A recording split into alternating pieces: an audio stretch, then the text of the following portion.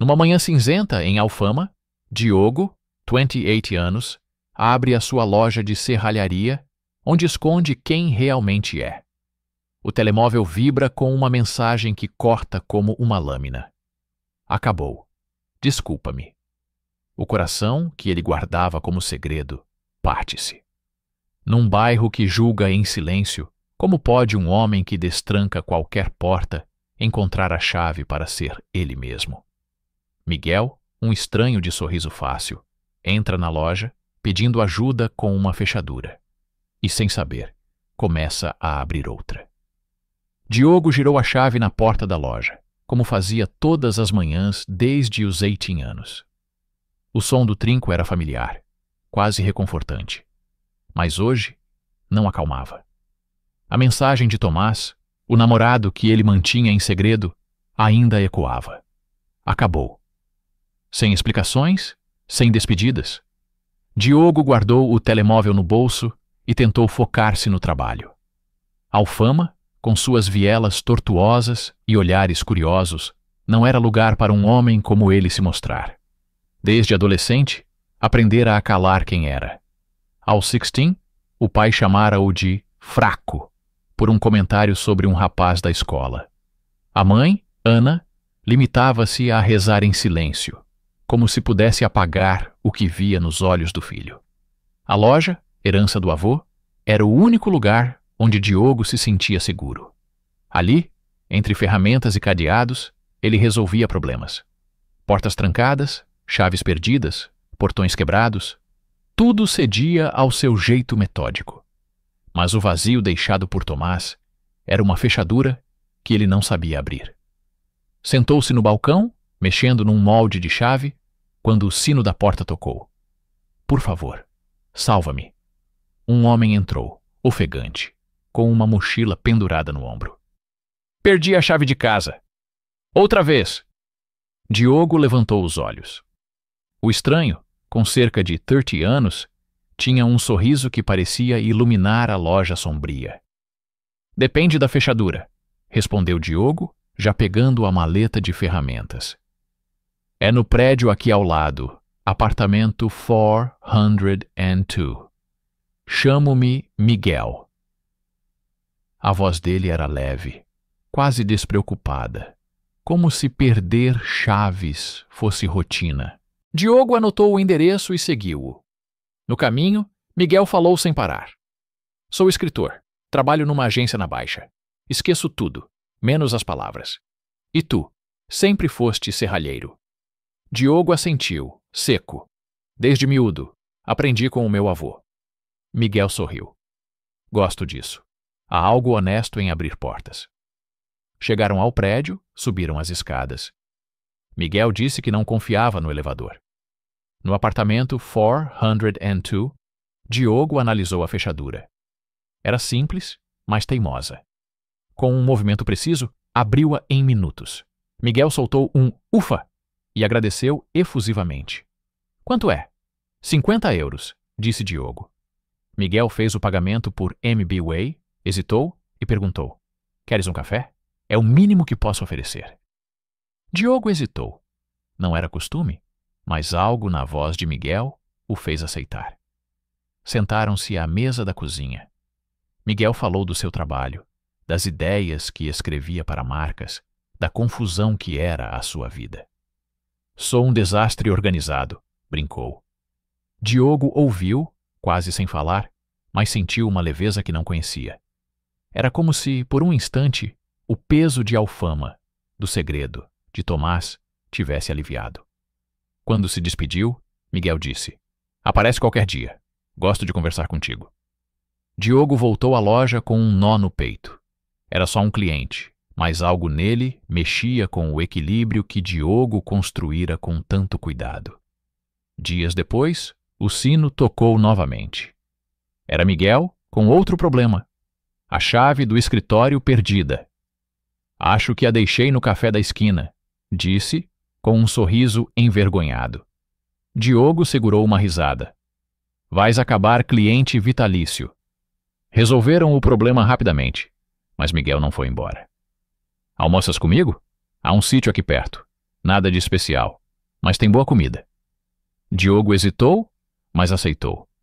Quebrou a rotina, algo que nunca fazia. No restaurante, entre trabalhadores e o barulho de talheres, Miguel falou abertamente. Sempre fui assim, sabes? Não escondo quem sou. Gosto de homens e o mundo que se habitue. Diogo engoliu em seco. Ele nunca falara tão diretamente sobre si. Aqui é diferente, murmurou. Alfama não perdoa. Miguel inclinou-se para a frente. Mas tu perdoas-te a ti mesmo? A pergunta acertou em cheio. Diogo desviou o olhar, sem resposta. Voltaram a encontrar-se. Cafés, passeios pelo Tejo, conversas que duravam horas. Miguel era como um vento que bagunçava a ordem de Diogo. Mas o bairro começava a notar. Um cliente habitual, Sr. Antônio, fez um comentário. Cuidado com as companhias, rapaz. Há quem fale. Diogo sentiu o estômago apertar. A loja era tudo o que tinha. Se os rumores crescessem, podia perdê-la. Em casa, a mãe também parecia mais distante, perguntando onde ele andava. Trabalhando. Mentiu, mas o peso do segredo crescia. Uma noite, Miguel quis andar de mãos dadas na rua. Diogo recusou. Não posso. Não aqui. Miguel franziu a testa. Vives preso, Diogo. Não queres ser livre? A discussão aqueceu. Liberdade não paga as contas, retrucou Diogo. Miguel suspirou, frustrado. Quero alguém que caminhe comigo, não atrás de mim. Naquela noite, Diogo voltou para casa com a certeza de que algo estava a mudar. E não sabia se para melhor. Diogo fechou a loja mais cedo, o coração apertado pela discussão com Miguel. Quero alguém que caminhe comigo. Ecoava a frase, como uma fechadura que não cede. Em Alfama, onde cada esquina parecia vigiá-lo, Diogo sabia que amar abertamente era um risco. Mas Miguel, com sua coragem desleixada, fazia-o questionar o silêncio que sempre o protegera. A relação deles crescia, mas com ela vinham olhares, sussurros e a ameaça de perder tudo.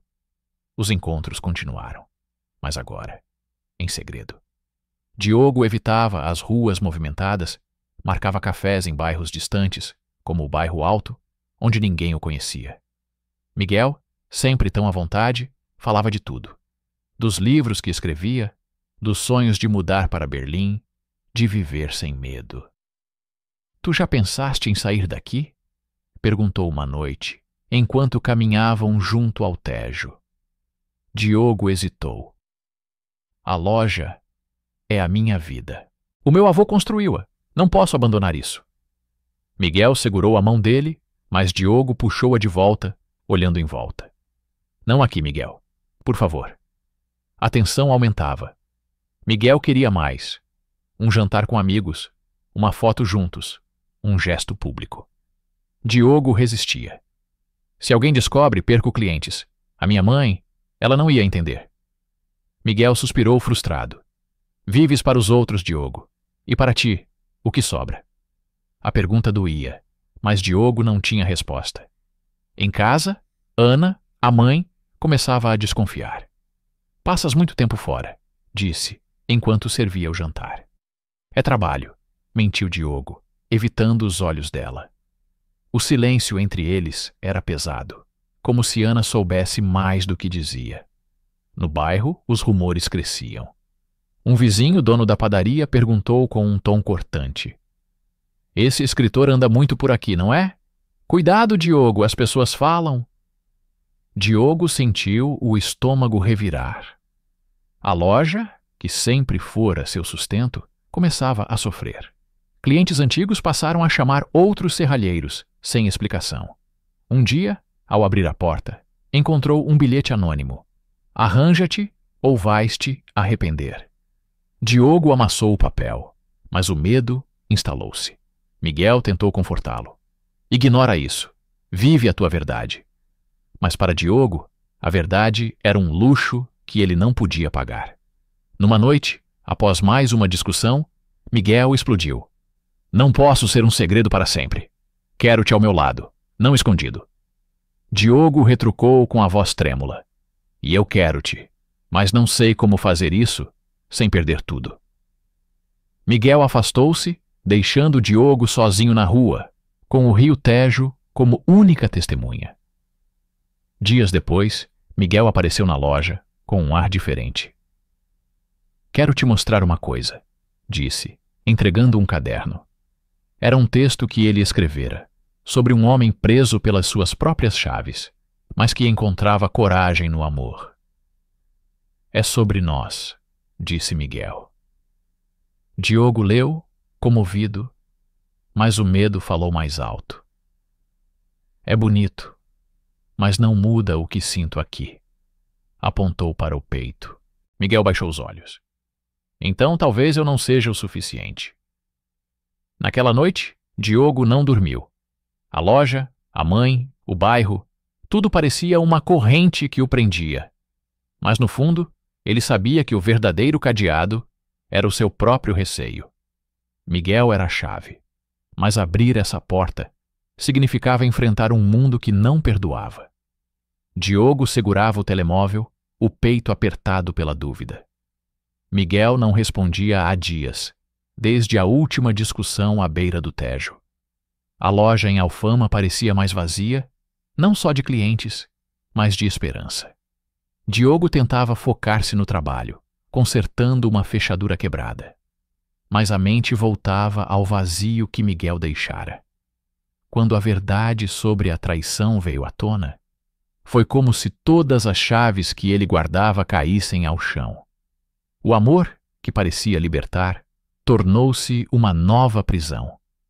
Os dias após a discussão foram de silêncio. Diogo enviava mensagens, mas Miguel respondia com monossílabos ou simplesmente ignorava. Preciso de espaço, escreveu uma vez, e Diogo respeitou, mesmo que doesse. Ele continuava a abrir a loja, a atender os poucos clientes que restavam, mas o bairro parecia apertar o cerco. Um cliente habitual, o Sr. Manuel, cancelou um serviço sem motivo. Chamo-te depois, disse, evitando o olhar de Diogo. Os rumores cresciam, e a ameaça do bilhete anônimo, arranja-te ou vais-te arrepender, ainda ecoava. Uma noite, Diogo decidiu procurar Miguel. Foi até a agência na Baixa, onde ele trabalhava.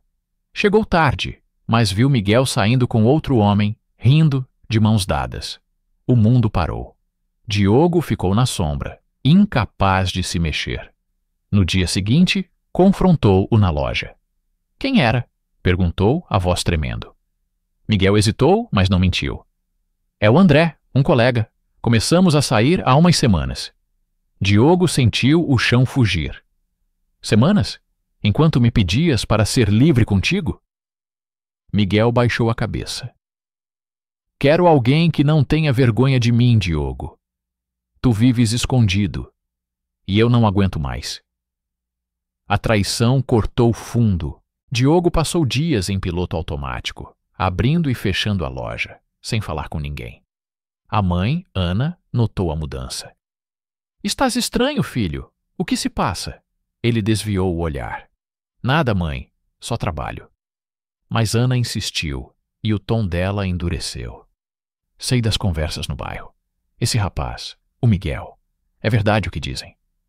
Diogo ficou em silêncio, o coração acelerado. Não é da tua conta, respondeu, saindo de casa para evitar mais perguntas. Na loja, o movimento caiu ainda mais. Um grupo de vizinhos passou a evitar cumprimentá-lo. Outro bilhete apareceu na porta. Não queremos o teu tipo aqui. Diogo rasgou-o, mas o peso crescia. Sentia-se traído não só por Miguel, mas pelo mundo que o julgava sem conhecer. Numa noite, Clara, a amiga de infância, apareceu. Ouvi as conversas, Diogo. Não te feches. Fala comigo. Ele cedeu contando tudo. O amor por Miguel, a traição, o medo de perder a loja. Clara ouviu, sem julgar. Tu não és o erro deles. És mais forte do que isso. Clara sugeriu que ele enfrentasse Miguel, não por raiva, mas por clareza.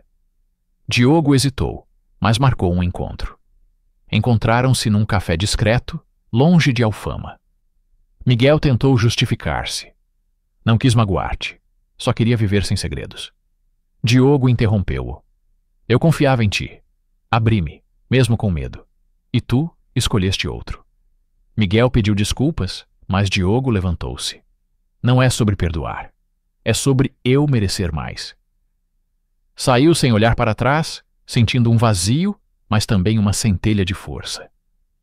De volta à loja, Diogo pendurou uma chave antiga na parede, um lembrete do que aprendera. O amor não podia ser uma gaiola. Mas a batalha estava longe de acabar. O bairro, a mãe, o próprio coração, todos exigiam que ele escolhesse, esconder-se ou lutar. Diogo trancou a loja com mãos trêmulas, o peso da traição de Miguel ainda fresco. Alfama parecia fechar-se sobre ele. Clientes sumiam, bilhetes anônimos multiplicavam-se, e o olhar da mãe, Ana, queimava como julgamento. Quando ela o confrontou, exigindo que se corrigisse, Diogo enfrentou a verdade que sempre temeu. A rejeição da família e do bairro o empurrou ao limite, mas um apoio inesperado começou a mostrar que nem todas as portas estavam fechadas. Os dias após o confronto com Miguel foram um vazio. Diogo atendia os poucos clientes que restavam, mas o silêncio da loja era ensurdecedor. Os rumores em Alfama cresciam. Vizinhos cochichavam, e a padaria ao lado parou de mandar clientes. Um terceiro bilhete apareceu na porta. Sai do bairro, pecador! Diogo rasgou-o, mas o medo virou raiva. Ele não escolhera ser quem era, mas o mundo parecia decidido a puni-lo. Em casa, a tensão explodiu. Ana esperava-o na sala, com um rosário na mão. É verdade, Diogo? O que dizem sobre ti e esse rapaz? A voz dela tremia, misturando medo e desaprovação. Diogo respirou fundo, cansado de se esconder. Sim, mãe, eu amo homens. É quem sou. Ana levantou-se, os olhos marejados. Isso é contra Deus. Arranja-te, ou não te quero aqui. As palavras cortaram como faca. Diogo saiu batendo a porta, sem saber para onde ir. Na rua, sentiu os olhares. Um cliente antigo, Sr. João, passou por ele sem cumprimentar. A loja, herança do avô, estava à beira do colapso. Diogo pensou em desistir, talvez fechar tudo e ir embora. Mas algo o segurava. Foi quando Clara, a amiga de infância, o encontrou. Não podes deixar que te destruam, disse ela firme. Luta por ti. Clara contou que também enfrentara preconceitos por ser quem era, mas encontrara força na comunidade. Nem todos em Alfama são assim. Dá-lhes uma chance. Clara sugeriu que Diogo falasse abertamente, nem que fosse com uma pessoa. Ele escolheu confrontar a mãe novamente. Voltou para casa na noite seguinte, com o coração na mão. Mãe, não escolhi ser assim. Só quero viver sem mentir.